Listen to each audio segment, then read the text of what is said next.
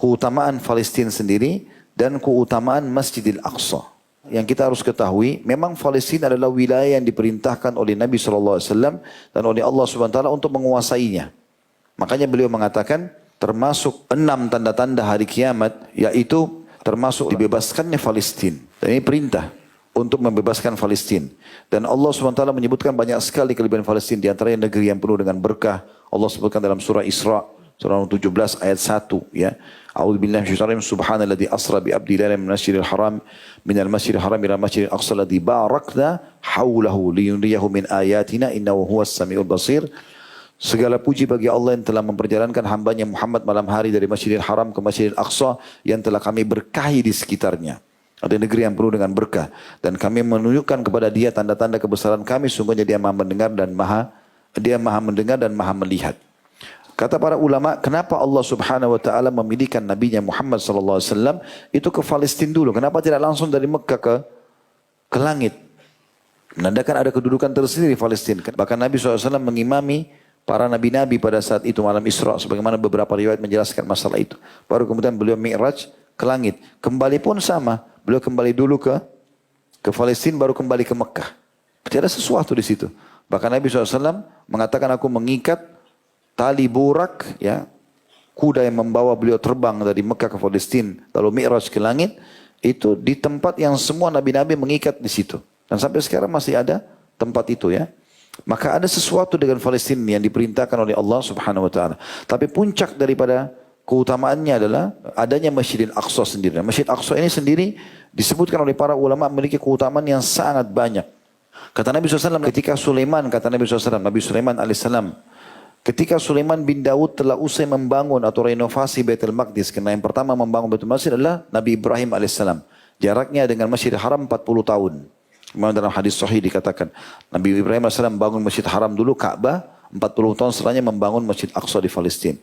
Maka Nabi Sulaiman datang merenovasi, karena ini cucu kesekian Nabi Ibrahim AS. Pada saat selesai merenovasi Baitul Maqdis, maka ia memohon kepada Allah 3 hal. Pertama, agar keputusannya sesuai dengan keputusan Allah.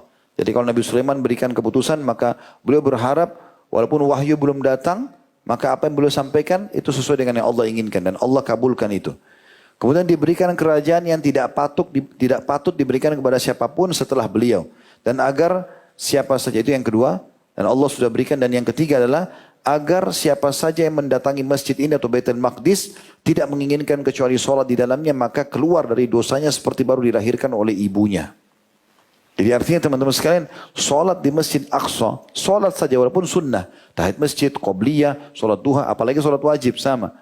Sholat saja 2 rakaat. Doanya Nabi Sulaiman dan Allah kabulkan agar begitu sholat seperti baru dilahirkan oleh ibunya. Kita tahu keutamaan ini didapatkan kalau orang haji. Makanya para sahabat semangat sekali untuk mengejar Palestina itu. Kemudian juga disebutkan di dalam hadis yang lain, saya pilihkan satu hadis lagi. Pilihlah negeri Syam itu. Kalau kalian mau tinggal, yang paling bagus tinggal di negeri Syam. Puncaknya Palestina. Karena kata Nabi SAW itu adalah negeri pilihan Allah di muka bumi. Dan akan berkumpul pada saat itu nanti hari kiamat hamba-hambanya pilihan pula. Karena Nabi Isa AS nanti ada di situ. Dan membunuh Dajjal. Bila kalian enggan, maksudnya tidak mau pilih Syam, maka pilihlah Yaman. Dan bertahanlah tinggal di 2 wilayah ini. Sesungguhnya aku telah diberikan kemenangan negeri Syam dan penduduknya. Tentu ada banyak hadis-hadis berhubungan dengan masalah itu, ya. Di antaranya ada hadis Maimunah radhiyallahu anha, beliau mengatakan, ya Rasulullah, sampaikanlah kepada kami tentang keutamaan Baitul Maqdis. Maka kata Nabi SAW, pergilah ke sana karena dia sebaik-baik tempat untuk ibadah, gitu kan? Kata Maimunah, ya Rasulullah, kalau orang tidak mampu ke sana, bagaimana? Kata Nabi SAW, menyumbang, memberikan penerangan untuk Palestina, untuk Masjid Aqsa.